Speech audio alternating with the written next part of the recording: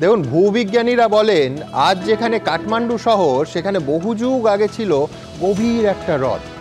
ইতিহাসে লম্বা রাস্তা পেরিয়ে সেই হ্রদ আজ শহর হয়েছে, কিন্তু তার মধ্যেও ওই হ্রদের মতো যে গভীর ক্ষত ছিল, সেটা কি কেউ বুঝতেই পারেনি? নেপালে গণবিদ্রোহের আঁচ এখনো পুরোপুরি নেভেনি, আর সেই আবহেই একেবারে গ্রাউন্ড জিরো থেকে একের পর এক চাঞ্চল্যকর রিপোর্ট তুলে ধরেছেন আমাদের প্রতিনিধিরা। আজ আমার প্রথম প্রশ্ন থাকবে, নেপালে জেল ভেঙে পালালো প্রায় 15,000 কয়েদি। তালিকায় খুন ধর্ষণ করা দাগি অপরাধীরা। বাংলা সহ 3 রাজ্যের সীমান্তে আটক জেল পালানো 61 জন বন্দী। কিন্তু চোখে ধুলো দিয়ে আরো অনেক কয়েদি যে ভারতে ঢুকে পড়েনি, তার গ্যারান্টি কোথায়? দ্বিতীয় প্রশ্ন, নেপালে গণবিদ্রোহের আগুনে পুড়ে খাক একের পর এক মন্ত্রী আর মেয়রের বাড়ি। এবিপি আনন্দের ক্যামেরায় ধরা পড়ল শিউরে ওঠার মতো ছবি। তবে কি তরুণ প্রজন্মকে বঞ্চিত করে বছরের পর বছর দুর্নীতি চালালে শাসকের শেষ পরিণতি এটাই হয়? তৃতীয় প্রশ্ন, রাষ্ট্রপতি ভবন থেকে পুরসভা, সুপ্রিম কোর্ট থেকে সংসদ, নৈরাজ্যের আঁচে এখন কঙ্কালসার অবস্থা নেপালের সরকারি প্রতিষ্ঠানগুলোর। তবে কি শাসকের বেলাগাম অন্যায় সহ্য করতে না পেরে গোটা শাসন ব্যবস্থার ওপরই আস্থা হারিয়ে ফেলেছে তরুণ প্রজন্ম, নাকি পেছনে পশ্চিমী রাষ্ট্রের ষড়যন্ত্র? চতুর্থ প্রশ্ন, বিনা রক্তপাতে কোনো দুর্নীতিগ্রস্ত শাসন শেষ হয় না, কবে জাগবে বাংলা? নেপালের প্রসঙ্গ টেনে বললেন অর্জুন সিং। অর্জুনের বিরুদ্ধে থানায় থানায় এফআইআর তৃণমূলে। তবে কি গণ আন্দোলন গড়ে তুলতে না পেরে এখন গণ অভ্যুত্থানে ভরসা করতে চাইছে রাজ্য বিজেপি? পঞ্চম প্রশ্ন, বেকার যুবকদের প্রতিবাদে জ্বলছে নেপাল। অশান্তির জেরে সেই নেপাল থেকে এখন রাজ্যে ফিরতে হচ্ছে বেশি মজুরির জন্য যাওয়া বাংলা শ্রমিকদের। কিন্তু রাজ্য সরকারের এত প্রকল্প ঘোষণার পরেও কেন আশ্বস্ত হতে পারছেন না এইসব পরিযায়ীরা? তবে শুরুতেই দেখাবো কাঠমান্ডুর আজকের ছবিটা, দেখুন। এই ছবি বলে দেয় নেপালে এতদিন কি চলেছে, আর তার জেরে রাজনীতিবিদদের ওপর যুব প্রজন্মের এত ক্ষোভ যে তাঁদের এভাবে হেলিকপ্টারে চেপে পালাতে হচ্ছে। একটু দেরি হলেই উত্তেজিত জনতা ধরে ফেলবে, তাই হেলিকপ্টার থেকে ফেলা দড়ি ধরে কোনো ক্রমে ঝুলতে ঝুলতে কাঠমান্ডু থেকে নেতাদের এভাবে পালানোর ছবি গোটা বিশ্বকে চমকে দিয়েছে। নেপাল গৌতম বুদ্ধের দেশ, সেই দেশেই এখন বিদ্রোহ অশান্তির ভয়ঙ্কর ছবি।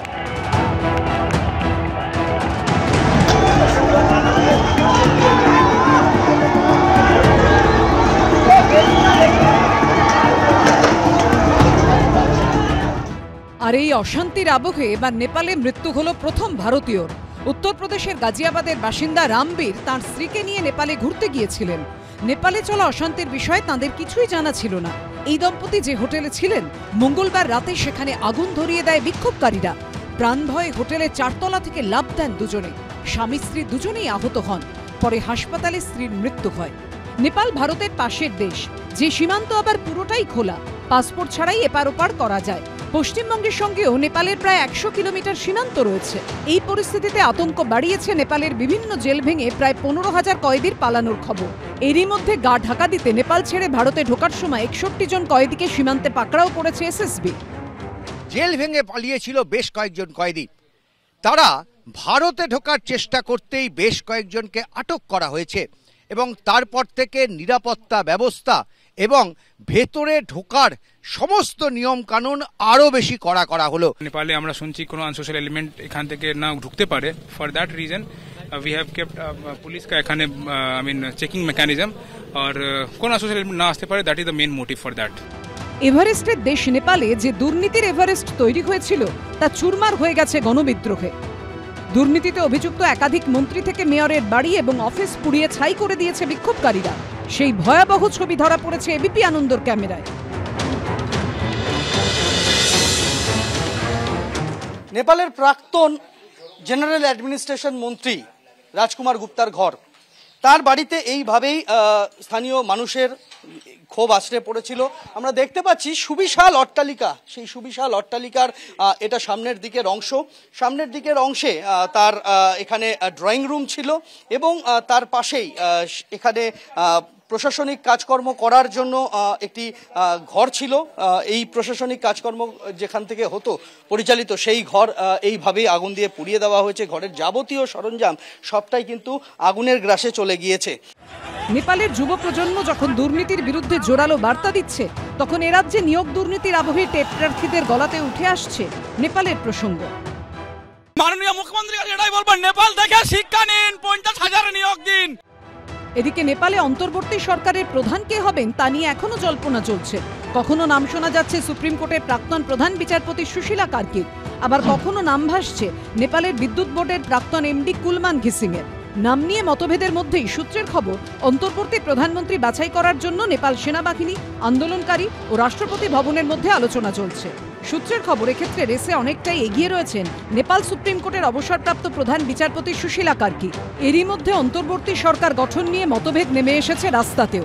বৃহস্পতিবার সন্ধ্যারাতে সেনাবাহিনী সদর দপ্তরের সামনে সংঘর্ষে জড়িয়ে পড়ে দুপক্ষ।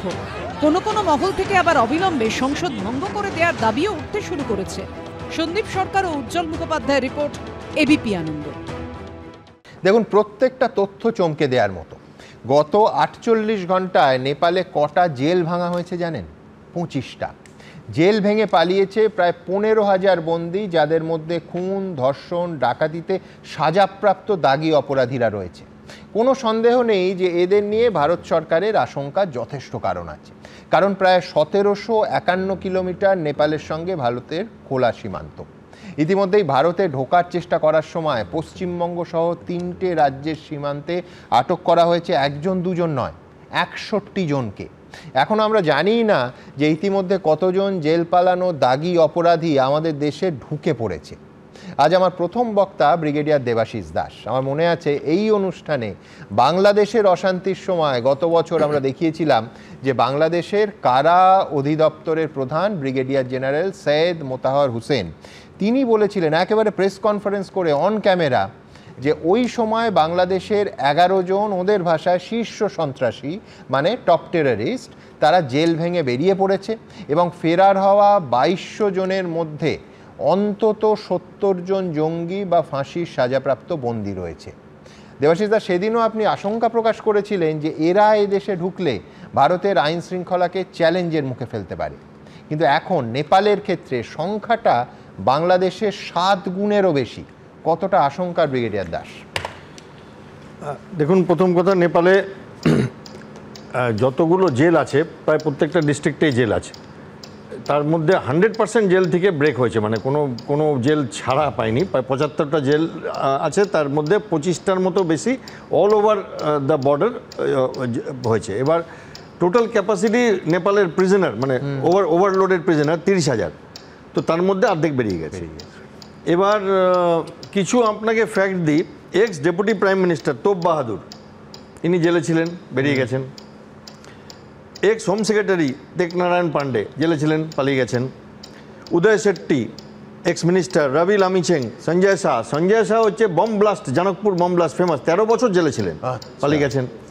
আচ্ছা, ইন্টারেস্টিং কথা হচ্ছে কিছু জেল ব্রেকার আবার ফোন করে নেপালের অথরিটিকে বলেছে সব ঠিক হয়ে যাক, আমরা ফেরত চলে আসবো।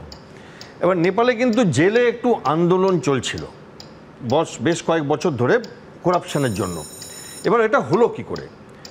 দুটো জিনিস হলো। একটা হচ্ছে যে জেল ব্রেকের জন্য একটা জনরোষ সেটা যে গুলি চলে তখন সরকারি এস্টাবলিশমেন্টের উপর জনরোষ, প্লাস কিছু লোককে জেলে ঢোকানো হয়েছিল যারা এই হোয়াটসঅ্যাপে লোকজনের খবর দিচ্ছিল, এই করছিল, মিনিস্টারদের বাচ্চাদের, ওই মানে আজকের যারা প্রতিবাদী তাদের একটা অংশ জেলে ঢোকানো, হ্যাঁ, যেটা ওই নেপো বেবিস বলে তাদের ফটোগুলো চালান করছিল সবাইকে, তাদেরকে ঢোকানো হয়েছিল। সেটা বাকিরা ফায়দা নিয়েছে কেন?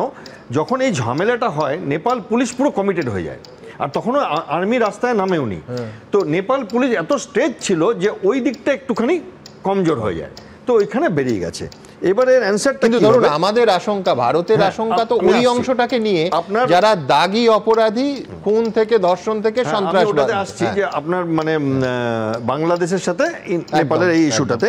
এবার আমাদের বর্ডার, এই নেপাল আর ভুটান বর্ডারে একটু পিসফুল বর্ডার বলে আমাদের যে সেন্ট্রাল আর্ম পুলিশ ফোর্সগুলো আছে তার মধ্যে বিএসএফ একটু হট বর্ডারগুলো দেখে, বাংলাদেশ পাকিস্তান, আর নেপাল আর ভুটান দেখে এসএসবি সীমা সুরক্ষা বল। হ্যাঁ, এবং এদের ফোর্স বিশাল বড় না বিএসএফ এর মতো 60খানা মতো ব্যাটালিয়ন আছে, সে অ্যারাউন্ড 50-60,000 পিপল। এবার এখানে তো থিকনিং করতেই হবে আমাদের, কোনো সন্দেহ নেই। স্টেট পুলিশের একটা বড় রোল থাকবে, কারণ তারা বর্ডার যদি পারও হয়ে যেতে পারে, কিন্তু স্টেট পুলিশ খবর পেয়ে যায়, স্টেট পুলিশ ভেতরে লোক ঢুকলে পারবে। এবার আপনার বাংলাদেশের কথায় আসি, আমি যদিও এখানে কোয়ান্টিটিটা হিউজ 15,000, যদি আমরা 2-3 হাজারও ধরে ফেলি তাও একটা বিরাট অংশ যারা ইন্ডিয়াতে আসবার চেষ্টা করবে। কিন্তু বাংলাদেশে মানে ধরুন 24 ঘন্টায় 61 জন ধরা পড়েছে, এটাও তো বিরাট ব্যাপার। এবং বাংলাদেশের যেটা ছিল সেটা হচ্ছে এদের মধ্যে একটা বড় অংশ ড্রেডেড টেররিস্ট ছিল, এখানে সেটা নয়, দিজ আর ক্রিমিনালস। তো দের ইজ এ ডিফারেন্স। এটাও কোনো গুড নিউজ না, 15,000 লোক, তার মধ্যে 10,000 যদি ইন্ডিয়াতে ঢুকে পড়ে, বাট একটা টেররিস্ট ঢোকা ইজ ইকুইভ্যালেন্ট টু 5,000 লোক ঢোকা। ঠিক। তো সেইখানে একটা আমাদের যে, কারণ তারা হার্ড অ্যান্ড টেররিস্ট ছিল, ওখানে জামায়াতের বেস ছিল, পাকিস্তানের বেস ছিল, and they were organize to fight for India with against India. এইখানে সেই ব্যাপারটা না, এরা পালাবার চেষ্টা করছে, কিছু ধরবে, কিছু কোনোদিন ধরা পাবে না। আবার কিছু ইন্ডিয়ান গ্যাংস আছে যারা ওখানে কার জেলে ছিল, যাদের ইন্ডিয়ান অপেক্ষা করছিল, ওরা পালিয়ে গেছে। আচ্ছা, তারপরে আপনি যদি দেখেন, একটা আমাদের বিজনেসম্যান ছিল 2007-এ, অরুণ সিংহানিয়া, ওনাকে মার্ডার করা হয়। উনি মানে খুব ফেমাস কেস হয়েছিল তখন, বিরাট আপরাইজিং হয়েছিল বিহার ইউপিতে এনাকে মার্ডারের জন্য। সেই ভদ্রলোক পালিয়ে গেছে, মিনিস্টার একজন। তো বড় এই ব্যাপারটা আমাদের পক্ষে, ভারতবর্ষের পক্ষে তো চ্যালেঞ্জ এই মুহূর্তে বর্ডারে আপনারাই দেখাচ্ছেন, খাবার দাবার পড়ছে, একদম ইকোনমি গেছে, কারণ নেপালে ফোন তোলবার মতো তো কোনো গভর্নমেন্ট নেই, এবং এটা বাংলাদেশেও আমরা ফেস করেছি যে কারো কথা বলবে তো কার সাথে বলবে। কিন্তু একটা ভালো খবর আছে, যেটা আমাদের বাংলাদেশের সঙ্গে ছিল, আর্মি টু আর্মি কন্ট্যাক্ট খুব ভালো আছে। এবং আমি জানি না, অনেকে জানে না যে ভারতীয় সেনাধ্যক্ষ নেপাল আর্মির জেনারেল, আবার নেপালের সেনাধ্যক্ষ আমাদের আর্মির জেনারেল, রাষ্ট্রপতি দেয় দুই দেশের। এবং এখন যারা সার্ভিং করছে তারাও, এই যিনি আছেন এখন নেপালে, উনিও আমাদের আর্মির জেনারেল, আর ভারতবর্ষের যিনি চিফ জেনারেল দ্বিবেদী, উনিও ওখানকার জেনারেল। এটা অনারারি, এবং আর্মি টু আর্মি খুব ভালো কন্ট্যাক্ট আছে, সেটা এইটা অন্তত একটা রূপলি রেখা।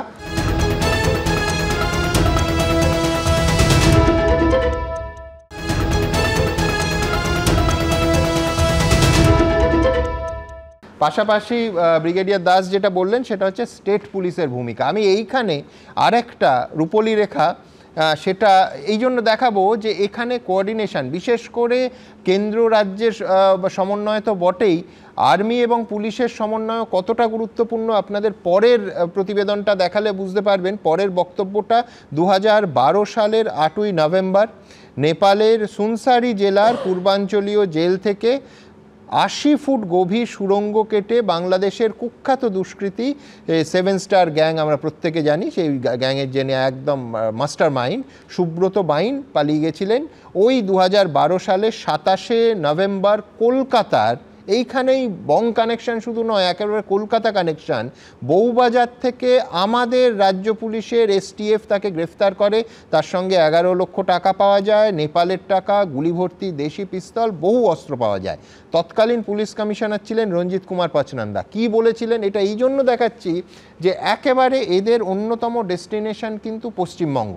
এখানে অবশ্যই আমি কলকাতা পুলিশ এবং রাজ্য পুলিশের এসটিএফের প্রশংসা করব, তার কারণ 2012 সালে এই ক্রিমিনালকে তারা একেবারে ক্র্যাক করেছিলেন এই কলকাতার বউবাজারের বুক থেকে। রঞ্জিত কুমার পাচনন্দা কি বলেছিলেন দেখাবো গ্রেফতারের পর। ইন্টারন্যাশনাল ক্রিমিনাল আমরা আজকে অ্যারেস্ট করেছি, Mohammad Ali alias Subrata Bain alias Shubhra alias Fateh, son of Bipul Pain, resident of Barishal, Bangladesh, যে অ্যালিজেডলি ঝুমকা জেল থেকে এসকেপ করেছে নেপাল থেকে প্রায় 10-12 জন নিয়ে 8 নভেম্বর 2012-এ। ওটা আজকে আমাদের এসটিএফ ওকে অ্যারেস্ট করেছে। আবার বলছি, এই দুর্ধর্ষ দুষ্কৃতী 80 ফিট গভীর সুড়ঙ্গ কেটে নেপালের জেল থেকে পালিয়েছিল। আবার প্রশংসনীয় কাজ করেছিল কলকাতা পুলিশ এবং রাজ্য পুলিশের এসটিএফ। কিন্তু এখনকার চ্যালেঞ্জটা অনেক বড়, এবং আবার ব্রিগেডিয়ার দাসের কথা অনুযায়ী স্টেট পুলিশের ভূমিকা আছে। তার কারণ ইতিমধ্যেই সংখ্যাটা প্রায় 13,000, ভুল শোনেননি, প্রায় 13,000 বন্দী, যাদের মধ্যে দাগি অপরাধীরা রয়েছে, সন্ত্রাসীরা রয়েছে, তারা জেল ভেঙে পালিয়েছেন। সুতরাং চ্যালেঞ্জটাও বড়। কিন্তু এই মুহূর্তে নেপালের চেহারাটা কি? আপনাদের প্রথম দিনই বলেছিলাম, আমার একাধিক সহকর্মী সকাল থেকে রাত অবধি একের পর এক প্রতিবেদন আপনাদের জন্য তুলে ধরছেন। আমি এইবার দেখাবো আমার সহকর্মী সন্দীপ সরকার, ও তুলে ধরেছে যে মন্ত্রীদের বাড়ি, যারা 48 ঘন্টা আগেও কার্যত ছোটোখাটো, অভিযোগটা এই যে তারা রাজা ছিলেন, রাজা হয়ে উঠেছিলেন, ছোটোখাটো মানে প্রায় গণতন্ত্রের নামে রাজতন্ত্র, ক্ষমতা এবং অর্থের রাজতন্ত্র চালাচ্ছিলেন যারা, তাদের বাড়ির কি ভয়াবহ অবস্থা এইবার দেখাবো।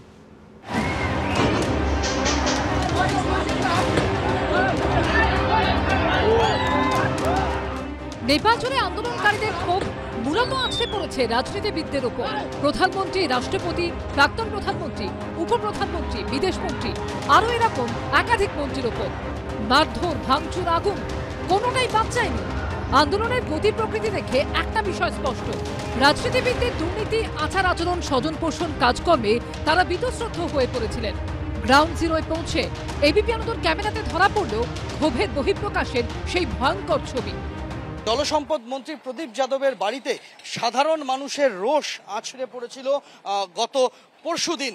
সেই রোষের আগুনে পুরে একেবারে ছারখার হয়ে গিয়েছে বাড়ি। আমরা দেখতে পাচ্ছি বাড়ি কম, সুবিশাল অট্টালিকা বলা ভালো, সেই সুবিশাল অট্টালিকা কিন্তু একেবারে ভেঙে চুরে ঘরের থেকে সরঞ্জাম বের করে স্থানীয় মানুষজন এবং যারা যারা সাধারণ জনতা, যারা বিক্ষুব্ধ, তারা আগুন লাগিয়ে দেয়। अपने लिए लड़ रहे हैं और किसी के लिए नहीं। हम वो चोर के पी लिए लोग बोले कि ये भी नेता है, इसके घर में भी आग लगाओ।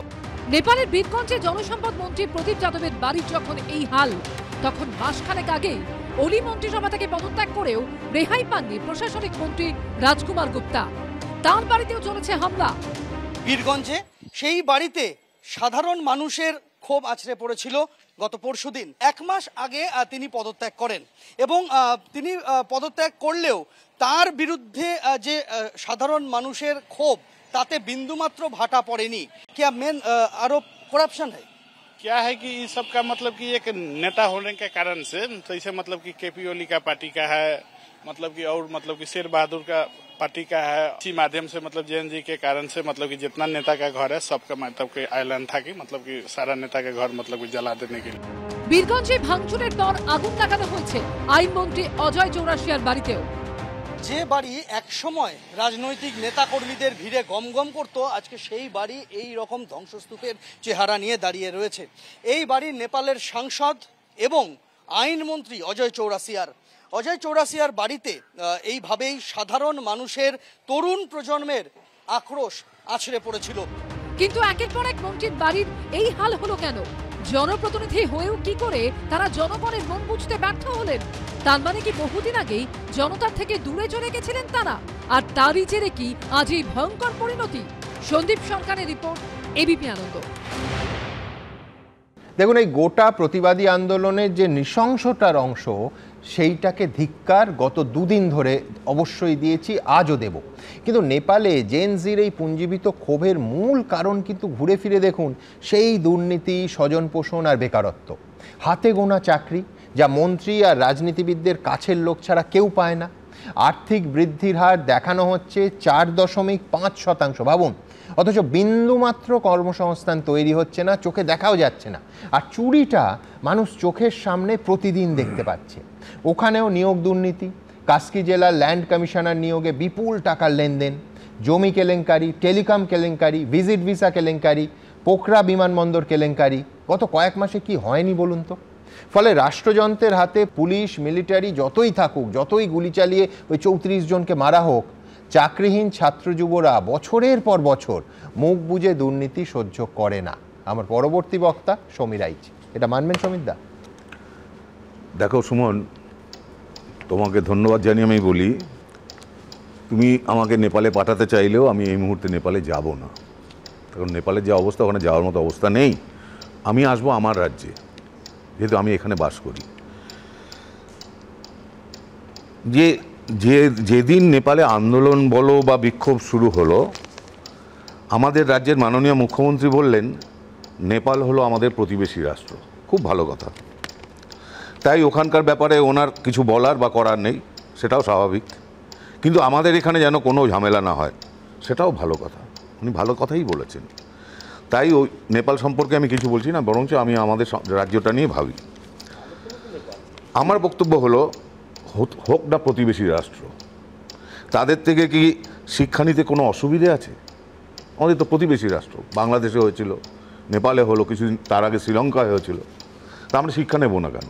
ওখানে নাই যাই কেন? ওইখানে সবাইকেই নিতে হবে, কেন্দ্র রাজ্য সবাইকে নিতে হবে। আমি সবার কথাই বলছি, অতি অবশ্যই। না না না, আমি আমার রাজ্যের কথা বলছি। কেন ওইখানে এরকম ভয়ঙ্কর একটা বিদ্রোহ বলো আর মানে ঝামেলা বলো কেন তৈরি হলো? কেন গোটা দেশের যুব ও ছাত্র সমাজ এরকম ক্ষেপে গেল? আমাদের মাননীয় মুখ্যমন্ত্রী মুখে যাই বলুক, আমার তো মনে হয় আমাদের রাজ্যেও একই পথে চলেছে। লাগামহীন দুর্নীতি, তোলাবাজি, জুলুমবাজি, পুলিশের নিষ্ক্রিয় ভূমিকা, কথায় কথায় মানুষকে পুলিশ দিয়ে অত্যাচার করা, তা শিক্ষা, স্বাস্থ্য, অগুন্তি ছেলেমেয়ের চাকরি হারা, বালি চুরি, কয়লা চুরি, খাদ্য চুরি, সর্বত্র দুর্নীতি। এটা কি আমাদের প্রশাসন দেখতে পাচ্ছেন না?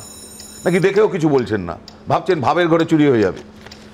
এটা চলতে পারে না। প্রথমেই বলি, আমি কখনো চাই না, বা আমরা কেউই চাই না যে এই রাজ্যে এই ধরনের একটা হটকারিতা হোক।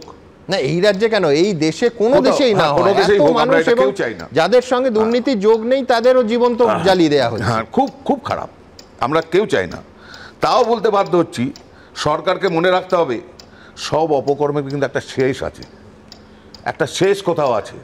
দিনের পর দিন, বছরের পর বছর এটা চলতে পারে না। তুমি দেখো, একজন এসডিও না বিডিও, সে দৌড়ে পালাচ্ছে। আমার পাড়ার সমাধান তো দূরের কথা, গ্রামের প্রধানকে ঢুকতে দিচ্ছে না, তো মানুষ ঢুকতে দিচ্ছে না, মানুষের ক্ষোভ। এখন তখনই কি বলবে, ওরা সিপিএম করে বা ওরা বিজেপি করে? এটা কোনো কথা? একজন কাউন্সিলরকে কিছুক্ষণ আগে আমি বলতে শুনলাম, উনি বলছেন ওরা সব সিপিএম পার্টি করে। আরে কাউন্সিলর হলে আপনি তো সবার কাউন্সিলর। যদি সিপিএম করেও তাদের কোনো অধিকার নেই, তাদের ওখানে উন্নয়ন হচ্ছে না বা খালটা সংস্কার হচ্ছে না। আবারও বলছি, প্রতিবেশী রাষ্ট্র থেকে শিক্ষা নিন, আমি সরকারকে বলছি, অ্যান্ড আই মিন ইট। যেটা এখন রাস্তাঘাটে আমরা শুনছি যে নেপাল থেকে শিক্ষা নিন, মুখ্যমন্ত্রী চাকরি দিন, কথাটা দু লাইনের হলেও এই কথাটার কিন্তু গভীর তাৎপর্য রয়েছে সুমন। তার কারণ আমরা দেখতে পাচ্ছি ছেলেরা আজকেও বিধানসভার সামনে যখন তারা পৌঁছে গেল, কিভাবে পুলিশ দিয়ে তাদের উপর অত্যাচার করা হলো। শিক্ষামন্ত্রী ব্রাত্য বসুর বাড়ির সামনে পৌঁছে গেল, ওখান থেকে হটিয়ে দেওয়া হলো। দিনের পর দিন যারা আরজিকর কাণ্ডে আন্দোলন করেছিল, যেই ছাত্ররা বা যেই ডাক্তাররা, তাদেরকে এখন প্রতিদিন পুলিশ ডেকে পাঠাচ্ছে। কেন এত প্রতিহিংসা? তখন তো আমাদের মাননীয় মুখ্যমন্ত্রী বলেছিলেন যে ভাই, যখন ওরা ডাক্তার আন্দোলন করছে, তোমরা আমার ভাইয়ের মতো, আমার বাড়িতে এসো, চা খাও, বিস্কুট খাও, গায়ে চাদর দাও, ঠান্ডা লাগবে। আজকে এগুলো কি? এর একটা শেষ আছে, এটা বুঝতেই হবে, সরকারকে বুঝতে হবে, সরকারের দলকে বুঝতে হবে এবং সরকারের নেতাদের বুঝতে হবে। তা নাহলে কিন্তু ভবিষ্যৎ জানি না, আমরা চাই না কেউ নেপাল হোক। ধন্যবাদ সমিতদা। দেখুন, আমি 2-3টে কথা এখানে বলে নিই। একটা জায়গায় আমি সমিতদার সঙ্গে একমত হতে পারছি না। এক হচ্ছে যে নৈরাজ্য, সেটা যে ফর্মেই হোক না কেন, যত প্রাণঘাতী হোক বা না হোক, সেইটা কোনো সুস্থ মানুষ চাইতে পারেন না। হ্যাভিং সেড দ্যাট নিঃসন্দেহে নেপাল থেকে প্রত্যেকের শিক্ষা নেওয়ার আছে, বিশেষ করে যারা ক্ষমতার কুর্সিতে বসে আছেন। 1, 2 হচ্ছে, আমি সবসময় আবেগের পক্ষে, প্রতিবাদের পক্ষে। ঠিক যে কারণে অভয়া বা তিলোত্তমার আন্দোলন যখন নাগরিক সমাজে কাতারে কাতারে মানুষ কোনো স্বার্থ চিন্তা না করে, কোনো ভয় না পেয়ে রাস্তায় নেমেছে, আমরা স্বাগত জানিয়েছি। পাশাপাশি আমরা মবক্রেসির বিরুদ্ধে। যখন তিনি রাজনীতিবিদ হতে পারেন, তার বাড়ির লোক হতে পারেন, নেপালের যে ভয়ঙ্কর ছবি, কাউকে জীবন্ত জ্বালিয়ে দেওয়া হচ্ছে শুধুমাত্র তার অপরাধ যে তার বাড়ির কেউ ক্ষমতাশালী, তার বাড়িতে কোনো মন্ত্রী আছেন, এটা কোনো সভ্য সমাজে চলতে পারে না। ঠিক যেমন বাড়িতে আন্দোলন, আমি সমিতদার সঙ্গে আরেক জায়গায় দ্বিমত, সেটা হচ্ছে যে এই ধরনের পরিস্থিতি আমাদের এখানে হোক বা আমাদের ভারতবর্ষে হোক, আমরা কেউ চাই না। আমরা কেউ চাই না, যার জন্য আমি সরকারকে আমি এখানে তোমার সঙ্গে একমত সমিতদা, কিন্তু ব্রাত্য বসু বা মমতা বন্দ্যোপাধ্যায় বা বুদ্ধদেব ভট্টাচার্য, তোমার মনে থাকবে যে একটা অটোর ইস্যু নিয়ে তৃণমূল কংগ্রেস কর্মসূচি নিয়েছিল বিরোধী দল থাকাকালীন, যে বুদ্ধবাবুর রাতে বাড়ি ঘেরাও হবে। আমরা সেদিনও প্রতিবাদে অনুষ্ঠান করেছিলাম যে এটা সুষ্ঠু। আচ্ছা, তখন কিন্তু 2011 ঠিক আগে প্রবল জনসমর্থন তৃণমূলের দিকে, আবেগ তৃণমূলের দিকে, স্রোতের উল্টো দিকে গিয়ে বলেছিলাম যে কোনো রাজনীতিবিদদের বাড়ি আক্রান্ত বা ঘেরাও কোনোটাই হতে পারে না, কারণ সেখানে সমিতদা তিনি একা থাকেন না, তার বাড়ির লোকেরা থাকে। 100 বার একমত। আবার আমি যেটা বললাম যে মানুষের পিঠ থেকে গেলে কিছু করার থাকে না। যেমন আমরা যখন সিপিএম এর এগেনস্টে ইন্ডিয়ান মিউজিয়ামের সামনে দিয়ে র্যালি করছিলাম, সিপিএম তখন পুলিশ দিয়ে আমাদেরকে জিওলজিক্যাল সার্ভে অফ ইন্ডিয়ার অফিসের সামনে আমাদের আটকে দেয়। আমরা বাধ্য হয়েছিলাম যে বুদ্ধবাবু তখন মাননীয় প্রাক্তন মুখ্যমন্ত্রী, তিনি তখন নন্দনে সিনেমা দেখছিলেন, ফিল্ম ফেস্টিভ্যাল চলছিল। আমরা বাধ্য হয়েছিলাম যে ওখানে যখন আটকে দেওয়া হয়, আমরা কেউ অটো কেউ ট্যাক্সি, কেউ হেঁটে আমরা একাডেমি অফ ফাইন্যান্সের সামনে যাই, কারণ মানুষ তখন ওইভাবেই বাধ্য হয়। আজকে যেমন বিধানসভার সামনে আটকেছে, কিন্তু বাধ্য হয়ে বুদ্ধবাবুর বাড়ির সামনে তোমরা ঘেরাও করে আমি ওইটাকে অ্যাড্রেস করছি। আমরা পলিটিক্যাল পার্টি ছিলাম, বাড়ির সামনে ঘেরাও করবো, এবং আমি সেটার সাথে সহমত নই। আমি কখনো বলবো না যে ব্রাত্য বসুর বাড়ির সামনে ঘেরাও হোক, এটা আমি কখনোই বলবো না। কেন? বলার জায়গা আছে, আইন আছে, কিন্তু আমাদের আইন কিছু করতে পারছে না। আমরা দেখছি ছেলে মেয়েগুলো অসহায়। সুমন, আজকে বলতে খারাপ লাগছে, এইগুলো যেমন হওয়া উচিত নয়, তাহলে কি এটা হওয়া উচিত? যখন 30,000 ছেলে মেয়ে রাস্তায় বসে আছে, মহিলারা রাস্তায় শুয়ে আছে তার বাচ্চা নিয়ে, শিশু নিয়ে, সেটা কি হওয়া উচিত? অবশ্যই নয়। এবং পাশাপাশি এই যে জেনজির ক্ষোভ, তার পেছনে একের পর এক দুর্নীতি, কর্মসংস্থান নেই, যারা পলিটিক্যাল লিডারশিপে রয়েছেন তাদের বয়সের সঙ্গে এই জেনজির বয়সের 50 বছরের ফারাক, মানে নিজেদের কোনো, আমি আসি অরূপ, নিজেদের কোনো প্রতিনিধিত্ব নেই। জমি কেলেঙ্কারি, টেলিকম কেলেঙ্কারি, ভিজিট ভিসা কেলেঙ্কারি, বিমানবন্দর কেলেঙ্কারি, কোনটা হয়নি বলুন তো? কি করবে এই ছেলেগুলো যখন দেখাচ্ছে যে একটার পর একটা ক্ষেত্রে বিরাট জিডিপি বাড়ছে, অথচ তারা চোখের সামনে দেখতে পাচ্ছেন তাদের চাকরি নেই। আমি বলছি এই অসহায়তা আজকে রাস্তায় টেনে নামিয়েছে ওই জেনজিকে।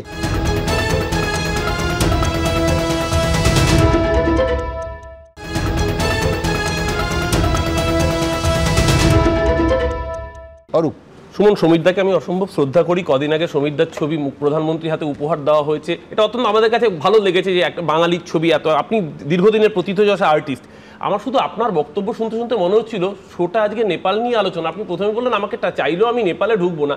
আমার ছোটবেলার ওই গল্পটা মনে পড়ছিল, একটি ছেলে কুমিরের রচনা পড়ে এসছে, তাকে যেই রচনাই দেওয়া হবে কুমিরে ঢুকবে। মানে ছোটবেলা বলেছে গরুর রচনা লিখতে, গরু একটি গৃহপালিত চতুষ্পদ প্রাণী, গরু নদীর ধারে ঘাস খেতে গেছে, এমন সময় কুমির এসে গরুটাকে খেয়ে নিল।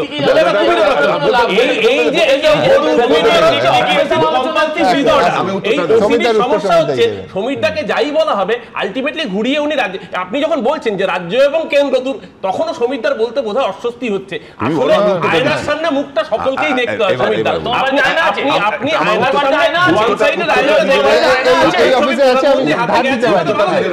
দিতে দাও। অতি অবশ্যই প্রধানমন্ত্রীকে আমার আঁকা সত্যজিৎ রায়ের ছবি দেওয়া হয়েছে, আমি দিই। আমি শেষ করি, বিকজ আমি একজন প্রফেশনাল আর্টিস্ট।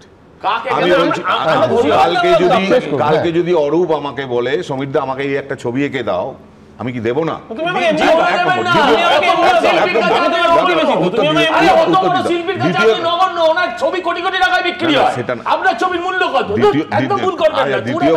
দ্বিতীয় কথা, আমি বারবার বলছি যে আমাদের রাজ্য এবং আমাদের অতি অবশ্যই কেন্দ্রীয় সরকারের দায়িত্ব আছে, বা আমাদের কোথাও এই ধরনের হটকারিতা না হোক, কারণ আমরা কেউ চাই না। আমি একজন নাগরিক এই রাজ্যের, আমরা পাশের রাষ্ট্র দেখে শিক্ষা নেব না, আমরা সাবধান হব না, সেটা যদি বলি তাহলে গরুর রচনা বা কুমিরের রচনা হয় না। তাহলে তোমার সেইটুকু তোমার শেখা উচিত যে গণতান্ত্রিক পৃথিবীর যে কোনো প্রান্তে যে কোনো ঘটনা হলে সেখান থেকে যদি শিক্ষণীয় কিছু থাকে, সেই শিক্ষা রাজনৈতিক প্রভুদের, রাজনৈতিক পরিচালকদের, রাজনীতির মানুষদের, সরকারকে, বিরোধীদের, সবাইকে যার যার প্রয়োজন হলে সংবাদ মাধ্যমেও নিতে হবে যে কোন ঘটনায় কি প্রেক্ষিত হয়। এ তো প্রত্যেকে আমরা ইতিহাসের ছাত্র, আমরা কেউ ইতিহাসের থেকে তো বড় হয়ে যায়নি। সুতরাং শিক্ষা নেওয়ার বয়স বোধহয় কোনোদিনই যায় না, আর সুযোগ থাকলে শিক্ষা নেওয়াই উচিত। এইখান থেকে আমি দেখাবো যে কিভাবে পলিটিক্যাল এস্টাবলিশমেন্টে, সেটা হতে পারে মন্ত্রীর বাড়ি, হতে পারে মেয়রের বাড়ি, এমনকি কাজের জায়গা, মানে মেয়রের কাজের জায়গা পুরসভা পুড়িয়ে খাক করে দেওয়া হয়েছে। আবার বলছি এই নৈরাজ্য আমরা সমর্থন করি না, কিন্তু কি ছবি আমার সহকর্মী তুলে আনলো দেখাবো আপনাদের সন্দীপের পরে প্রতিবেদন। বিদ্রোহের আগুনে ছারখার নেতা, মন্ত্রী, মেয়রের বাড়ি। দীর্ঘদিনের পুঞ্জীভূত ক্ষোভ লাভার মতো ছিটকে বেরিয়েছে। নেপালের বুকে যেন রাজনৈতিক ভূকম্পন। ক্ষোভের আগুনে পুড়ে খাক হয়ে গেছে নেপালের একের পর এক মন্ত্রীর বাড়ি। এই পরিস্থিতিতে নেপালের ভবিষ্যতের প্রধান মুখ হিসেবে যখন উঠে আসছে কাঠমান্ডুর মেয়র বালেন শাহর নাম, তখন আরেক মেয়রের পরিণতি সম্পূর্ণ উল্টো, ভয়ঙ্কর। বিদ্রোহের আগুনে পুড়ে গেছে বীরগঞ্জের মেয়র রাজেশ মানসিং এর বাড়ি। প্রাসাদের মতো ঝাঁচকচকে বাড়ির দেয়াল জুড়ে এখন শুধুই অগ্নিচিহ্ন। একদিকে যখন নেপালের কাঠমান্ডুর মেয়র বালেন শাহ ক্রমশ প্রধানমন্ত্রীত্বের দৌড়ে এগিয়ে যাচ্ছেন, নেপালের পরবর্তী প্রধানমন্ত্রীর চেয়ারে বসার ক্ষেত্রে তার নাম অত্যন্ত গুরুত্বের সাথে বিবেচনা করা হচ্ছে, আর অন্যদিকে আরেক মেয়র যিনি এই বাড়িতে থাকতেন, রাজেশ মানসিং, এখানে তার বাড়ি, তার পাশেই তার আরেকটি বাড়ি, যে বাড়িতে তার যাবতীয় দলীয় কাজকর্ম, প্রশাসনিক কাজকর্ম সেগুলো করা হতো, সেই বীরগঞ্জের মেয়র, তার বাড়ির এই চেহারা। তার দুটি বাড়িতেই ভাঙচুর চলেছে। বাড়ির ভেতরের দিকের অংশ তা কিন্তু প্রত্যেকটা ঘর একেবারে পুড়ে গিয়েছে। দেয়ালের ফল সিলিং, ছাদের দেওয়ালের পেন্টিং, সমস্ত কিছু কিন্তু পুড়ে গিয়েছে। এই অবস্থাতে বাড়িটা দাঁড়িয়ে রয়েছে। বাড়িতে আগুন ধরানোর ঠিক আগে কোনো ক্রমে পরিবার নিয়ে পালিয়ে বাঁচেন মেয়র রাজেশ মানসিং। পাশেই আরেকটি বাড়ি আমরা দেখতে পাচ্ছি, সুবিশাল বাড়ি। এখানে মূলত তার দলীয় কাজকর্ম সারতেন এই বীরগঞ্জের মেয়র। সেই বাড়িতেও কিন্তু একই রকম ভাবে ভাঙচুর করা হয়েছে। দুটি বাড়িতেই এই মুহূর্তে নেপাল পুলিশের তরফ থেকে নিরাপত্তাজনিত কারণে তালা ঝুলিয়ে দেওয়া হয়েছে। মেয়রের মতোই বীরগঞ্জ পুরসভাতেও তাণ্ডবের ছাপ স্পষ্ট। বেঁকিয়ে দেওয়া হয়েছে জানলার শিক, আগুন ধরিয়ে দেওয়া হয়েছে পুরসভার ভেতরেও। একদিকে যখন বীরগঞ্জের মেয়র রাজেশ মানসিং এর বাড়িতে জনতার ক্ষোভ আছড়ে পড়ে, ঠিক সেই সময় নগরপালিকা অর্থাৎ বীরগঞ্জ পুরসভা, তাতেও কিন্তু সাধারণ মানুষের ক্ষোভ আছড়ে পড়েছিল। আমরা দেখতে পাচ্ছি যে সেই বীরগঞ্জ যে মিউনিসিপ্যালিটি রয়েছে, সেই বীরগঞ্জ মিউনিসিপ্যালিটিতে এইভাবেই এখানে হামলা চালানো হয়, ভেঙে চুরে একেবারে গুড়িয়ে দেওয়া হয়েছে এখানে পুরসভার প্রত্যেকটা বিভাগ। আমরা দেখতে পাচ্ছি বাইরে থেকেই স্পষ্ট যে প্রত্যেকটা জায়গায়, প্রত্যেকটা ঘরে ভাঙচুর চলেছে, প্রত্যেকটা ঘরে তাণ্ডব চলেছে, এবং সেই তাণ্ডবের ছবি কিন্তু এখনো দগদগে অবস্থায় রয়েছে। নেপালের অন্যান্য নানা প্রান্তের মতোই বীরগঞ্জ জুড়ে এখনো জারি রয়েছে কারফিউ। শুনশান রাস্তাঘাট, প্রায় জনমানব শূন্য গোটা এলাকা। সন্দীপ সরকারের রিপোর্ট, এবিপি আনন্দ, নেপাল। দেখুন আমার পরের বক্তা অরূপকে আমি বলবো, দেখো নেপালের সঙ্গে ভারতবর্ষের কোনো তুলনাই চলতে পারে না। তার কারণ হচ্ছে পৃথিবীর বৃহত্তম গণতান্ত্রিক রাষ্ট্রে গণতন্ত্রের শেকড়টা, যে দেশে আমি আর অরূপ আমরা সবাই থাকি, গণতন্ত্রের শেকড়টা কিন্তু অনেক গভীরে। আর সব থেকে বড় প্রমাণ কি জানেন, যে স্বাধীনতার পর সেনাবাহিনীকে এই দেশে, আমাদের এই ভারতবর্ষে কখনো ব্যারাক ছেড়ে বেরোতে হয়নি। কিন্তু রাজ্যের একজন প্রাক্তন মন্ত্রী, প্রাক্তন আইপিএস হুমায়ুন কবির, তিনি যদি সোশ্যাল মিডিয়ায় লেখেন, পোস্ট করেন, কবে যে আমাদের দেশে তানাশাহিদের একই হাল হবে, আর কবে আর কবে, আপনারাও কি আমার মতো স্বপ্ন দেখেন? স্বয়ং হুমায়ুন কবির যদি নেপালের ঘটনা দেখে এই স্বপ্ন দেখেন, সেটা কেন্দ্রের শাসক হতে পারে, রাজ্যের শাসক হতে পারে, তার সঙ্গে আমার কোনো ফোনে কথা হয়নি, আমি জানিও না, যার সম্পর্কেই হুমায়ুন কবির এই স্বপ্ন দেখুন না কেন, তুলনাটা করছেন নেপালের সঙ্গে, তা নিয়ে তৃণমূল দলের মত তো আমাদের জানতেই হবে। মানে আজ কলকাতার রাজপথ থেকে স্লোগানে শুধু তুলনা হলো নেপালের সঙ্গে বাংলার, তা নয়, দলের ভেতর থেকে নেপালের সঙ্গে তুলনা চলছে, হয়তো দেশের, হয়তো রাজ্যের, আমরা জানি না। অরূপ কি বলে? সুমন, আমার নেত্রীর নাম মমতা বন্দ্যোপাধ্যায়। মমতাদি প্রথম দিনই বলেছেন যে নেপাল আমাদের প্রতিবেশী রাষ্ট্র, কিন্তু এই পরিস্থিতিতে নিশ্চিতভাবে আমরা সকলেই চাইব যত দ্রুত সম্ভব শান্তি রেস্টোর হোক। হুমায়ুন কবিরের বক্তব্য, হুমায়ুন কবির উনি ওনার পার্সোনাল ক্যাপাসিটিতে যেটা বলেছেন সেটা দলের বক্তব্য নয়, নেত্রীর অবস্থান। এবং গতকালকেই অভিষেক বন্দ্যোপাধ্যায়, আমাদের প্রিয় নেতা, পরিষ্কার করে দিয়েছেন সাংবাদিকদের সামনে যে এই সময়ে দাঁড়িয়ে যেহেতু রাষ্ট্র, সেখানে আমাদের প্রতিবেশী রাষ্ট্রের মধ্যে এইরকম অশান্তির আগুন চলছে, সেখানে নিশ্চিতভাবে 140 কোটি ভারতবাসী দেশের সরকারের পাশে, সেটা বিজেপির পাশে নয়। কিন্তু আমার অবাক লাগছে, ঠিক বুঝলাম অরূপ, কিন্তু বিড়ম্বনায় পড়লে ব্যক্তিগত ক্যাপাসিটিতে, না পার্টিতে এরকম ব্যক্তিগত ক্যাপাসিটি হয় নাকি? মুখপাত্র নন হুমায়ুন কবিরকে কেউ এই বক্তব্য বলার জন্য কেউ দায়িত্ব দেয়নি। হুমায়ুন কবির যেটা বলেছেন ওনার পার্সোনাল ক্যাপাসিটিতে কেন বলেছেন সেটার ব্যাখ্যা উনি দেবেন। আমি শুধু অন্য জিনিস সুমন তোমার কাছেই জানতে চাইবো, আরে হুমায়ুন কবিরকে তো ডেকে পাঠিয়ে শৃঙ্খলা রক্ষা কমিটি ধমকায়। আমি তোমার কাছেই জানতে চাইবো সুমন, আগের দিন এই শোতে যখন পরশুদিন যখন ঘটনাটা ঘটে, প্রথম দিন আর কি নেপালে সেই অর্থে কোট আনকোট রেভলিউশনের পরে, তখন তোমার শোতে বিজেপির কোনো প্রতিনিধি ছিল না, এবং সেই দিনকে তোমার মুখ থেকে আমরা শুনলাম যে বিজেপি বলেছে যে যেহেতু এটা আন্তর্জাতিক সম্পর্কের বিষয়, পররাষ্ট্রনীতি, তাই তারা এই বিষয়ে কোনো প্রতিনিধি পাঠাবে না, মুখ খুলবে না। তো আমি আজকে এখানে সজল ঘোষকে দেখে বুঝতে পারছি না ও বিজেপির প্রতিনিধি না communist party of Nepal unified সোশ্যালিস্টের প্রতিনিধি। আমার কাছে এখনো ধোঁয়াশাটা রয়ে গেল যে বিজেপি যদি প্রতিনিধি না পাঠায় তাহলে সজল ঘোষ এখানে কি করছে। দ্বিতীয়ত বলবে আমার একটা ধোঁয়াশা রয়েছে, ধোঁয়াশাটা ক্ল্যারিফাই হওয়া প্রয়োজন যে বিজেপি যেই সাবজেক্টে নাকি প্রতিনিধি পাঠাতে পারছে না, আজকে বিজেপির প্রতিনিধি এসে ভালো, মানে আজকে কি ব্যাপারটা পররাষ্ট্র বিষয়, আন্তর্জাতিক সম্পর্ক, এইগুলো ম্যাটার করছে না। এক, দ্বিতীয়ত জোকস অ্যাপার্ট, এখানে আজকে বিজেপির নেতারা অনেক বড় বড় স্লোগান দিলেন কি নেপাল থেকে শিক্ষা নিতে হবে। এখানে আরে ভাই পেছনে কারা ছিল আমরা তো দেখেছি, আজকে পেছনে কারা ছিল সবাই দেখেছে। আজকে যদি নেপাল থেকে শিক্ষা নিতে, একটু আগে সমীরদাও বলছিলেন যে আমি নেপালে যাব না, আমি আমার রাজ্যে থাকবো, এই অবসেসিভ কম্পালসিভ ডিসঅর্ডার ওসিডি। শ্রমিকদা ভালো লাগে আমার শ্রমিকদাদের দেখলে, যে কিছুতেই মমতা ব্যানার্জি তৃণমূল কংগ্রেসের বাইরে শ্রমিকদারা আসতে আমাদের ভালো, আমি আসছি। এইবার নেপাল থেকেই যদি শিক্ষা নিতে হয় তাহলে হ্যাঁ নিতে হবে। ত্রিপুরা, মধ্যপ্রদেশের ব্যাপক, উত্তরপ্রদেশে 69,000-এর চাকরি, হরিয়ানা যেখানে লক্ষাধিক চাকরি এরকম ভাবে চলে গিয়েছে, তাহলে এতক্ষণ সরকার পড়ে যাওয়ার কথা। যদি নেপাল থেকে শিক্ষা নিতে হয় তাহলে দুর্নীতির প্রাণকেন্দ্র, গেটওয়ে অফ ড্রাগস, আদানির পোর্ট, গুজরাটের বন্দর, যেখান দিয়ে টনে টনে ড্রাগস পাচার হচ্ছে এবং সারা ভারতবর্ষ উপমহাদেশে ছড়াচ্ছে, তাহলে তো গুজরাট সরকারের এতক্ষণে পড়ে যাওয়ার কথা। যদি অভ্যুত্থান থেকে নেপাল থেকে শিক্ষা নিতে হয়, নেপাল থেকে শিক্ষা তো সবাইকে নিতে হবে। আমি বলছি কেন্দ্রের শাসক, রাজ্যের শাসক, অন্য রাজ্যের শাসক, উত্তরপ্রদেশ শাসক, গুজরাটের শাসক, সবাইকে শিক্ষা নিতে হবে। ইতিহাসের শিক্ষা। এইবার সমস্যাটা হচ্ছে ওই যে আয়নার রেফারেন্স ফ্রেমটা, আমি শুধু একটা চোখ লাগিয়ে একটা রঙের কাঁচ লাগিয়ে দেখছি। শ্রমিকদাদের জন্য ভালো লাগছে আমাদের যে নেপাল থেকে যদি শিক্ষা নিতে হয়, সুমন আমার মনে হয় অর্থনীতিকে মর্গে পাঠানো, বেকারত্বকে রেকর্ডে পৌঁছে দিয়ে যাওয়া, কারা দিয়ে গেলেন তাদের নাম নীরব মোদী, মেহুল চোকসি, এরাই তো সরকার চালান, বিজয় মাল্য, ললিত মোদী, যারা এই অবস্থায় দেশের অর্থনীতিকে মর্গে পাঠালেন, বেকারত্বকে শীর্ষে নিয়ে গেলেন, তাহলে বিজয় মাল্যদের সরকার, নীরব মোদীদের সরকারটাই পড়ে যাওয়া উচিত। আর এই সব স্লোগান যারা দিচ্ছেন তাদের অন্তত এটা মাথায় রাখা উচিত, এই স্লোগান পেছন থেকে যারা তৈরি করছেন নেপাল থেকে, তাদের অন্তত শিক্ষাটা না নেওয়াই ভালো। আজকে দেখলাম বিজেপির এক প্রাক্তন এমপি, তিনি সরাসরি মুখ্যমন্ত্রীর বিরুদ্ধে প্রায় কার্যত ঘুরিয়ে খুনের হুঙ্কার দিচ্ছে। সুমন, তো আমার এখনো মনে আছে তোমার সেই ক্লাসিক ইন্টারভিউ, এই লোকসভা নির্বাচনের আগে তুমি ওই ভদ্রলোককে ডাকলে, তিনি তখনও ব্যারাকপুরের সাংসদ। তোমার শোতে এসে যদি আমি আমার স্মৃতি যদি বিট্রে না করে থাকে, তোমার শোতে বসে বলেছিলেন যে আমি আমার দুটো হাতই সমানে চলাতে পারি, আমি সব্যসাচী আছি। কোট আনকোট সব্যসাচী নিজেকে ঘোষণা করেছিলেন, দুহাত সমানে চলে। একজন সাংসদ সে বলছে আমি জিজ্ঞেস করেছিলাম যে আপনি কি সব্যসাচী বলবো? আপনি কি সব্যসাচী? আমার দুটো হাতে সমানে চলে, আমি সব্যসাচী হচ্ছি। আমার এখনো সেই ডায়লগ মনে আছে, একটা সাংসদের কাজ কলম চালানো, দুটো হাতে মেশিন চালানো নয়। সেদিনকেই ব্যারাকপুরের মানুষ সিদ্ধান্ত নিয়েছিল যে সাংসদের পদে দেশের পার্লামেন্টে এই তারা আজকে মুখ্যমন্ত্রীকে খুনের হুঙ্কার দিচ্ছে প্রকার অন্তরে। আজকে এই জায়গায় তারা দাঁড় করেছে।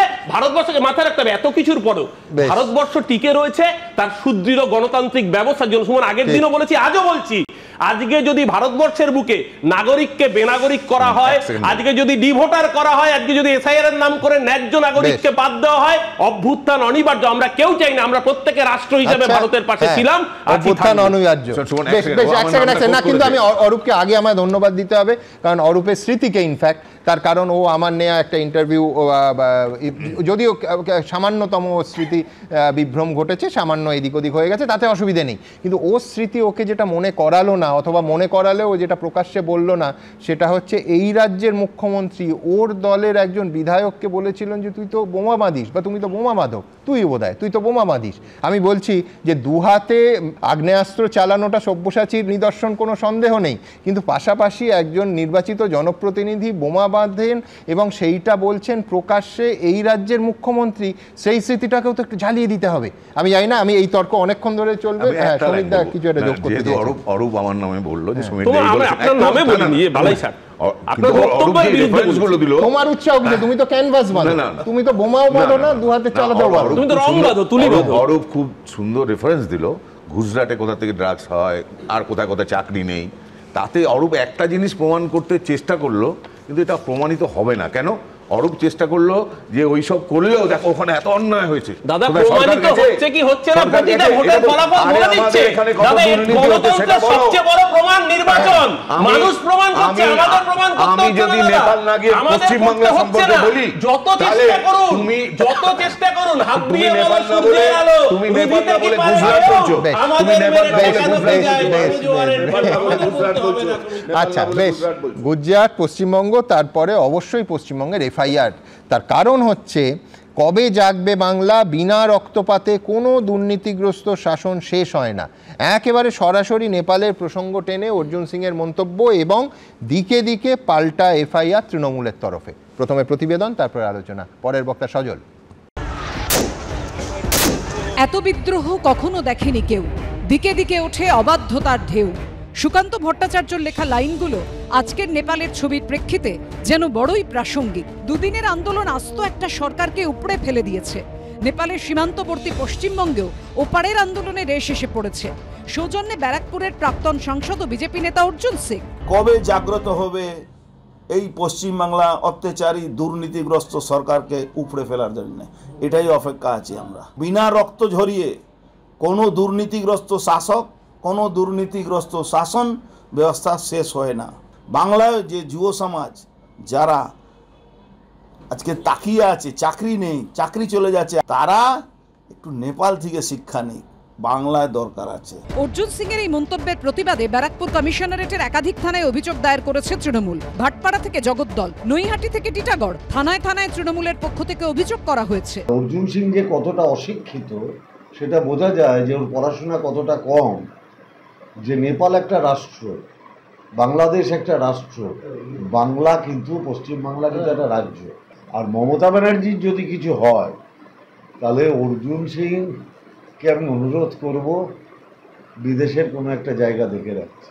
মমতা ব্যানার্জির কিছু হলে তৃণমূলের ছেলেরা, বাংলার মানুষ ছেড়ে দেবে না। উনি কোর্টে যাবেন। আপনি দেখলেন না রবীন্দ্রনাথ ঠাকুরের ছবি পোড়ানোর পরে তাকে গ্রেফতার করা হলো না, তাকে সাসপেন্ড করার পরে গ্রেফতার করা হলো। মানে তৃণমূল যদি করেন, যদি খুন, রেপ, যা খুশি করেন, ব্যাংক ডাকাতি করেন, তার বিরুদ্ধে ব্যবস্থা হবে না যতক্ষণ তৃণমূলরা তাকে সাসপেন্ড করবে, তাকে পুলিশ ছুঁতে পারবে না। এই অদ্ভুত রাজ্য। দুর্নীতি বিরোধী আন্দোলনে নেপাল যখন উত্তাল, তখন অত্যন্ত ইঙ্গিতপূর্ণ এই পোস্ট করেন তৃণমূল বিধায়ক ও প্রাক্তন আইপিএস অফিসার হুমায়ুন কবির। ফেসবুকে তিনি লেখেন, কবে যে আমাদের দেশের তানাশাহিদের একই হাল হবে, দুর্নীতির শিরোমণিদের মুখোশ আর ফাইল খুলে যাবে। আর কবে, আর কবে? আপনারাও কি আমার মতো স্বপ্ন দেখেন? মানুষ ঠিক করবেন।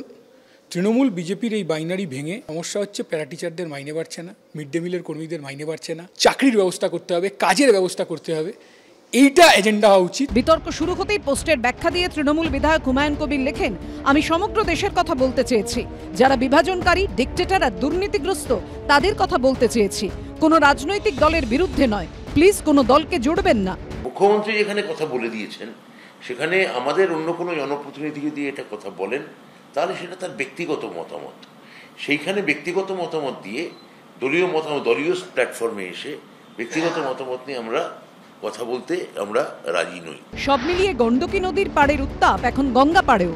সমীরণ পাল, শিবাশিস মৌলিক ও রুমা পাল, এবিপি আনন্দ। দেখুন, একটা জিনিস খুব স্পষ্ট, সেটা হচ্ছে পশ্চিমবঙ্গে বিরোধী দল তো চাইবেই ক্ষমতা বদল করে ক্ষমতায় আসতে, কিন্তু পশ্চিমবঙ্গে কেউ বদল চাইলে সেটা গণতান্ত্রিকভাবে ভোটের মাধ্যমে করতে হবে। সেখানে অর্জুন সিং যা বলেছেন সেটা খুব নরম করে বললেও বলতে হয় দিবা স্বপ্ন। ভারতবর্ষে এইভাবে ক্ষমতা দখল করা যায় নাকি? গণ অভ্যুত্থান নয়, গণ আন্দোলন করতে হয়। 34 বছরের বামফ্রন্ট সরকার ক্ষমতায় এসেছিল গণ আন্দোলনের মধ্যে দিয়ে। আবার 34 বছর পরে বামফ্রন্ট সরকারের পতনও হয়েছিল মমতা বন্দ্যোপাধ্যায়ের গণ আন্দোলনের মধ্যে দিয়ে।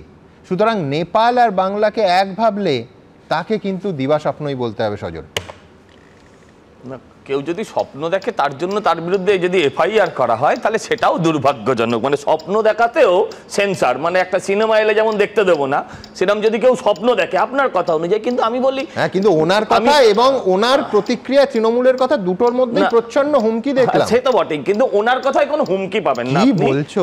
আমি যেটা বলছি আমি আপনাকে বলি, দেখুন তোমরা আমাকে রক্ত দাও, আমি তোমাদের স্বাধীনতা দেব, এই কথাটা তো আমরা গর্বের সঙ্গে বলি।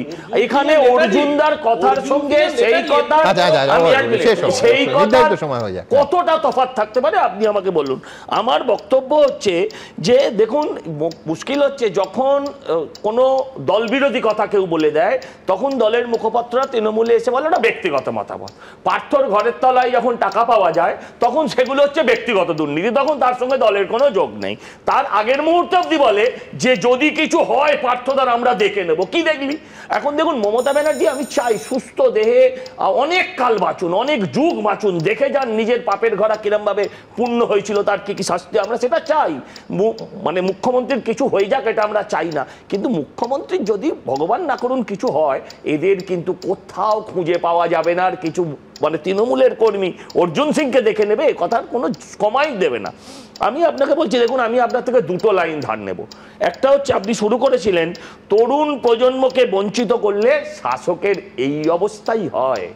মমতা ব্যানার্জি একদিন রাত্রির জেগেছিলেন, হ্যাঁ, কারণ রাত্রি জেগেছিলেন নেপালে খুব গন্ডগোল হচ্ছে। আর পশ্চিমবঙ্গে যতক্ষণ পর্যন্ত চাকরি প্রার্থীরা লাঠি না খাচ্ছে, পুলিশের লাঠি না খাচ্ছে, ততক্ষণ উনি ঘুমোতে পারেন না। এই দ্বিচারিতা পশ্চিমবঙ্গের বুকে বন্ধ হোক। আমার বক্তব্য হচ্ছে যদি হুমায়ুন কবির এই কথা বলে পার পেয়ে যান, অবশ্য হুমায়ুন কবির কিন্তু পরে ব্যাখ্যা করে দিয়েছেন রাষ্ট্রের কথা বলেছি, রাষ্ট্রের মধ্যে পশ্চিমবঙ্গ ইনক্লুডেড, অতএব সেখানকার মন্ত্রী শান্তি যারা দুর্নীতির সঙ্গে যুক্ত তাদের ব্যাপারটাও এর মধ্যে ইনক্লুডেড। তফাৎ হচ্ছে আমি নেপালের অরাজকতার দেশেই চাই বা রাজ্যেই চাই, ব্যাপারটা তো একই হলো। আমার ভারতবর্ষের মধ্যেই তো পশ্চিমবঙ্গ, নাকি তৃণমূল এখন অলরেডি আলাদা করে দিয়েছে? যদি আলাদা না করে থাকে তাহলে উনি ভারতের কথা বলেছেন, তার মধ্যে অঙ্গরাজ্য পশ্চিমবঙ্গ, তার দুর্নীতিও এর মধ্যে আছে। আপনি একটু আগে বলছিলেন যে বাড়ি ঘেরাও করাটা সমীচীন নয়, আমিও আপনার সাথে একমত। কখনো মমতা ব্যানার্জি বাড়ি ঘেরাওয়ের ডাক দিয়েছেন, কখনো অভিষেক বন্দ্যোপাধ্যায় বাড়ি ঘেরাওয়ের ডাক দিয়েছেন। আমি আমার কথা নাই বা বললাম, পুলিশ দিয়ে বাড়ি ভাঙিয়ে দিয়েছেন। কিন্তু আপনি আমাকে একটা কথা বলুন, মানুষ কি ব্যাকরণ মানবে যে 26,000-এর পেটে লাথি মেরে দিয়েছেন? 1 লক্ষ ছেলে মেয়ে, যেখানে 1 লক্ষ মানুষ, যেখানে এই পরিবারের অংশ, যখন নেতাদের বাড়ির ভেতর থেকে লাখ লাখ টাকা নয় কোটি কোটি টাকার বান্ডিল বেরিয়ে আসে, লাল লাল তারা তারা নোট, তখন তারা সেই পাপের মিনারকে ভেঙে গুড়িয়ে দিতে চায়। এই যন্ত্রণাটা আপনি আমি ঠান্ডা করে বসে কোনোদিন বুঝতে পারবো না। সবাই বুঝতে পারে। এই নেপালেই তুমি দেখবে একদল ছাত্র তারা মন্ত্রীর বাড়িতে ঢুকে উপর থেকে টাকার বান্ডিলের টাকার বিলি করছে। কেন করছে? তারা নিয়ে বাড়ি চলে যাচ্ছে না, তার কারণ ওইটা মানুষের পুঞ্জীভূত ক্ষোভ এবং ওই পাপের ঘোড়াটা ওইভাবে পূর্ণ হয়েছে। একদম, আমি সেইটাই বলতে চাই যে আপনি দেখুন, বলছেন নেপাল দেখে শিক্ষা নিন, 50,000-এর চাকরি দিন। এই দাবিটা মানুষকে মনে করিয়ে দেয়, আমাদের অ্যালার্ট করিয়ে দেয় যে এই ধরনের ঘটনা যদি আগামী দিন এই রাজ্যেও ঘটে তাহলে কিন্তু অবাক হবার মতন কিছু থাকবে না। আর কিছু লোক গায়ে স্বরবর্ণ ব্যঞ্জনবর্ণ লিখে এনেছে, বাংলা ভাষা নামাবলির মতন প্রায়, চোখে এদের মানে আমি আর বলবো না, সে চোখে বাংলা দেখলে না, আমি বলছি স্বরবর্ণ ব্যঞ্জনবর্ণ গায়ে লিখে নিয়ে এসেছে বাংলা ভাষার অস্মিতা প্রমাণ করতে। কিন্তু রবীন্দ্রনাথকে জ্বালিয়ে দিতে এদের দ্বিধা হয় না। সমীরদা ঠিক বলেছেন যে আমি নেপাল যাব না, কারণ নেপালের থেকে আমার পশ্চিমবঙ্গের অবস্থা কোনো অংশে ভালো নয়, শুধু আগুনটাই জ্বলতে বাকি আছে। শুধু একটাই বলি, এই রাজ্যে এই দেশে কোথাওই যেন এই পরিস্থিতি, এই খুব মাত্রা ছাড়া জায়গায় না যায় এবং সেটা একদম এবং রাষ্ট্রশক্তির সামনে দাঁড়িয়ে গুলি করে ঠান্ডা মাথায় 35 জনের মৃত্যু না ঘটায়। সুমন, বর্ণ পরিচয়ে তাদের কষ্ট হয় যারা বিদ্যাসাগরের মূর্তি ভাঙে। আমি গর্বিত, আমার গায়ে যদি বাংলা থাকে তার জন্য আমি গর্বিত, 10 বার রোহিঙ্গা শুনতে হয় তার জন্য আমি গর্বিত। কিন্তু মুশকিল হচ্ছে রবীন্দ্রনাথকে নিয়ে যারা এত বড় বড় কথা বলছে। গতকালকে সুকান্ত মজুমদার আর অর্জুন সিং সভা করেছে, পায়ের তলায় রবীন্দ্রনাথের ছবি, যার কথা বলছে তৃণমূল কংগ্রেস তাকে বহিষ্কার করেছে। শুধু তাই না, মালদা পুলিশ সুপার তাকে টুইট করেছে, তার বিরুদ্ধে অ্যারেস্ট ওয়ারেন্ট জারি হয়েছে, তাকে গ্রেফতার করা হয়েছে। সুকান্ত মজুমদার আর অর্জুন সিং এর বিরুদ্ধে 1 মিনিট বলেনি। প্রথম কথা হচ্ছে, যদি বিদ্যাসাগরের মূর্তি কেউ ভেঙে থাকে, এই রাজ্যের পুলিশ এখন অব্দি একজনকেও শাস্তি দিতে পারেনি। আর যদি বিদ্যাসাগর মহাশয় মানে বিদ্যাসাগরের কানে যদি মূর্তির কানে যদি পৌঁছয় যে আমি সতীদাহ প্রথা বন্ধ করেছিলাম, উনি এমনিই ভেঙে যেতেন। বিদ্যাসাগর যদি শুনতেন যে সতীদাহ প্রথা বিদ্যাসাগর তুলেছেন, তাহলে উনি এমনি ভেঙে পড়তেন, ওখানে ভাঙার প্রয়োজন ছিল না। আরেকটা কথা বলি,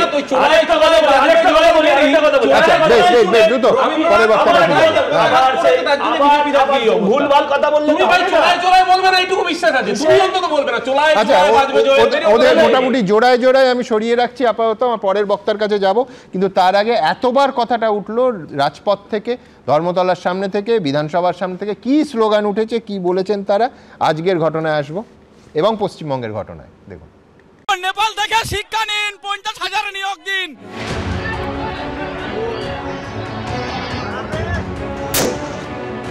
আটচল্লিশ ঘন্টা আগে প্রতিবেশী নেপালের গণবিদ্রোহের ছবি দেখেছে গোটা দুনিয়া। জেন জি আন্দোলনকারীদের হাত থেকে ছাড় পাননি সে দেশের প্রধানমন্ত্রী, প্রাক্তন প্রধানমন্ত্রী, মন্ত্রীরাও।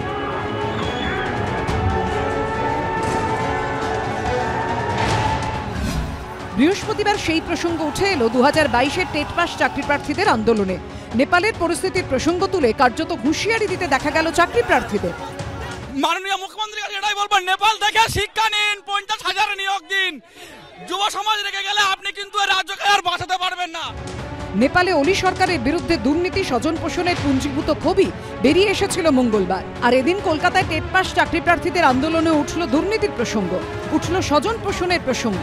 আন্তর্জাতিক পরিস্থিতি দেখেছেন আপনারা, স্বজন পোষণ, দুর্নীতি আর বেকারত্ব এই রাজ্যে প্রাসঙ্গিক। 3টি কারণে নেপালে কিন্তু এত বড় একটা মানে আন্দোলনের মাধ্যমে, গণ আন্দোলনের মাধ্যমে সরকার উৎখাত হলো। সেখানে দুর্নীতি, বেকারত্ব আর নেপোটিজম মানে স্বজন পোষণ, আর এই 3টে ওয়ার্ড কিন্তু পশ্চিমবঙ্গে প্রাসঙ্গিক। মুখ্যমন্ত্রী, শিক্ষামন্ত্রী দুর্নীতিমুক্ত নিয়োগ দিন, বেকারত্বদের কর্মসংস্থান, সবাই সুখে থাকুক, এটা চাই আমরা চাই না নেপালের মতো পরিস্থিতি হোক। এই স্লোগান হুঁশিয়ারি নিয়েই শুরু হয়েছে রাজনৈতিক চাপানুতোর। এখানকার যারা স্থানীয় বিরোধী দল আছে তারা ওদেরকে উস্কানি দিচ্ছেন। আমি বলবো আপনারা আন্দোলন করছেন, এটা একটা সম্পূর্ণ নিজেদের ব্যাপার, সেখানে বিদেশের একটা যে আবহাওয়া সেটাকে তুলে আনবেন না, এটা অত্যন্ত ভয়ঙ্কর। কারণ সবার আগে দেশ, সবার আগে রাজ্য, সবার আগে মাতৃভূমি। 50,000 শূন্যপদে নিয়োগের দাবিতে এদিন 2022-এর টেট উত্তীর্ণদের বিক্ষোভ আছড়ে পড়ে বিধানসভা চত্বরে। শিক্ষাশ্রী, কন্যাশ্রী সমস্ত কিছু আছে, তাহলে এবার আমাদের জন্য চিতাশ্রী আমি একটা প্রকল্প চালু করে আমাদের মৃত্যু দিন, না হলে আমাদের 50,000 শূন্যপদে নিয়োগ চাই আমরা। এসপ্ল্যানেড মেট্রোর গ্রিন লাইনের স্টেশন থেকে বেরিয়ে চাকরি প্রার্থীরা বিক্ষোভ দেখাতে গেলেই প্রথমে বাধা দেয় পুলিশ, কিন্তু সেখান থেকে আন্দোলনকারীরা বিধানসভার দিকে দৌড়তে শুরু করেন। মমতা বন্দ্যোপাধ্যায় একাই ফাঁসবে এই রাজ্যটাই একাই ফাঁসবে, শান্তি সৃষ্টি করছে মমতা বন্দ্যোপাধ্যায়ের এই পুলিশ। বিধানসভার 2 নম্বর গেটের সামনে বসে পড়েন টেট পাস চাকরি প্রার্থীরা। এরপর শুরু হয় ধরপাকড়, টেনে হিঁচড়ে কখনো চেংদোলা করে আন্দোলনকারীদের তুলে দেয় পুলিশ, কোথাও পুলিশের পা ধরে কেঁদে ফেলেন চাকরি প্রার্থীরা। পুলিশ অত্যাচার করেছে, আমি এর নিন্দা করি এবং প্রতিবাদ করি। আমি বিধানসভায় থাকলে আমি ওদের সঙ্গ নিয়ে পুলিশকে প্রতিবাদ করতাম। এই একটা 50,000 51,000 ভ্যাকেন্সি বলে খাইয়ে দেওয়া হচ্ছে, এইটার কোনো মানে নেই। জেলা স্তরে ভ্যাকেন্সি নির্ণয়ের কাজ প্রায় শেষ, খুব শীঘ্র এটা নিয়ে নোটিফিকেশন হবে। এই আন্দোলনে এখন আর কোনো যৌক্তিকতা আছে বলে আমার অন্তত মনে হচ্ছে। সব মিলিয়ে ধুমধুমার পরিস্থিতি। সুকান্ত মুখোপাধ্যায়, আবির দত্ত ও সৌমিত্র রায়ের রিপোর্ট, এবিপি আনন্দ।